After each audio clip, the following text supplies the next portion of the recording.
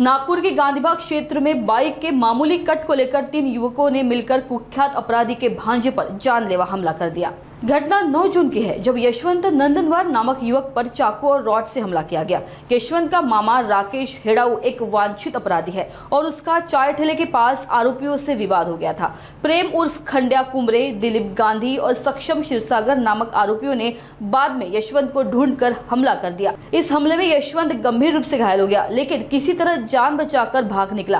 Crime branch की unit 3 ने तीनों आरोपियों को गिरफ्तार कर लिया है।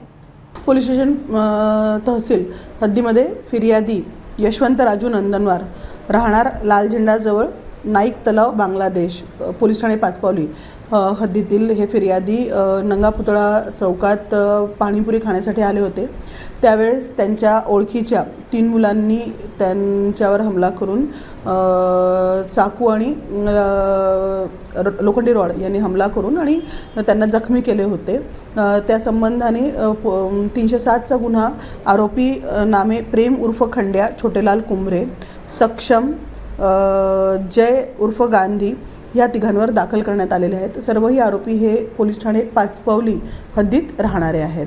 प्राथमिक तपासात असं निष्पन्न झालेलं आहे की फिर्यादीचे मामा आणि आरोपी क्रमांक 1 प्रेम उर्फ खंड्या कुंभरे ह्यांचं दुपारी घटनेच्या दिवशी दुपारी शाब्दिक वाद पाचपावली हद्दीमध्ये झालेला होता आणि त्याच्या वादाच्या रागातूनच आरोपी हे तयारीनिशी पाचपावली येथून तहसील येथे जिथे फिर्यादी आणि फिर्यादीच्या मामाची नेहमी उठबस आहे त्या ठिकाणी आले आणि त्यांचा शोध घेऊन त्यांनी मारहाण केल्याची माहिती समोर येते आहे।